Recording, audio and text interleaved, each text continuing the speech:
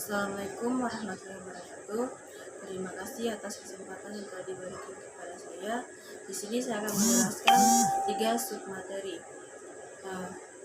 Sebelum itu, perkenalkan nama saya Vivi Ardianti dengan stambuk S1D1 19045. Di sini saya akan menjelaskan materi pertama tentang software testing. Nah, fundamental of testing. Di sini software testing adalah sebuah metode yang dijalankan perusahaan untuk memeriksa apakah aplikasi sudah sesuai dengan persyaratan yang diharapkan atau belum. Nah, meskipun istilah ini sudah lama digunakan, beberapa developer lebih suka menganggap software testing sebagai white hat dan black hat testing. Namun akhirnya para profesional setuju untuk memberikan proses kerja ini dengan tajuk software testing. Tujuan dari software testing ini adalah supaya perusahaan bisa mengidentifikasi kesalahan atau fitur yang tidak sesuai dengan persyaratan yang sebenarnya. Lanjut, jenis-jenis software testing. 1. Manual testing. Sesuai namanya, manual testing adalah sebuah proses pengujian software yang dilakukan dengan tangan untuk mempelajari apakah fitur dalam aplikasi berfungsi atau tidak. Kedua, automation testing. Jenis software testing ini yang bisa dimanfaatkan oleh perusahaan yang mengacu pada metode pengujian menggunakan alat otomatis khusus guna menemukan yang misalnya seperti cacat yang tak terlihat. Dalam proses kerja ini, penguji perlu menjalankan skrip pengujian dan menemukan kesalahan sistem menggunakan alat otomatisasi. Beberapa alat pengujian otomasi yang terkenal untuk pengujian fungsional adalah KTP atau UFT dan Selenium. Selanjutnya, manfaat dari software testing. 1. Meningkatkan kualitas produk. 2. Meningkatkan keamanan dalam software.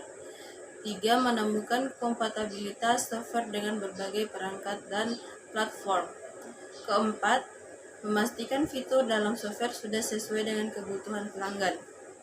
Selanjutnya, introduction of testing. Di sini kegagalan project software itu 50% lebih project teknologi informasinya gagal.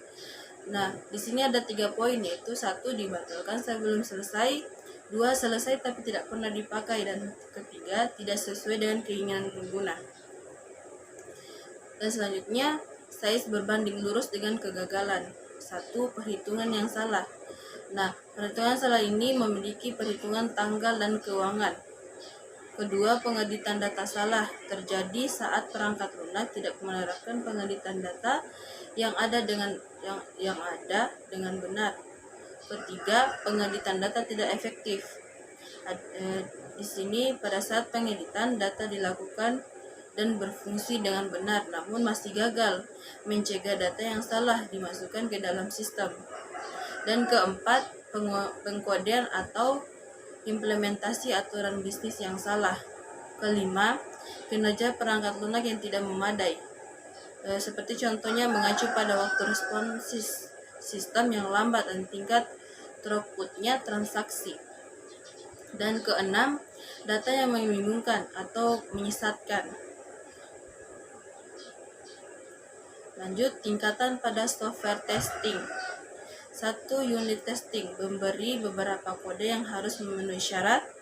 Kedua, integration testing, menganalisis parameter seperti persyaratan fungsional, kinerja, dan keandalan yang ada pada item desain. Dan ketiga, fungsi testing, pengujian dilakukan dengan memberikan input yang valid. Keempat, sistem testing. Sistem testing ini mendeteksi segala error dalam unit perangkat lunak yang terintegrasi bersama. Kelima, acceptance testing dijalankan mengikuti prosedur tes penerimaan yang lebih ditentukan untuk menggarahkan pengguna tentang data mana yang akan digunakan setelah prosedur sebelumnya. Keenam, regression testing. aplikasi yang dikembangkan diuji dan menganalisis error atau penyimpangan yang ada ketika perubahan dibuat pada program baru. Materi kedua, black box testing and white box testing. Black box testing adalah pengujian yang dilakukan hanya mengamati hasil eksekusi melalui data uji dan memeriksa fungsional dari perangkat lunak.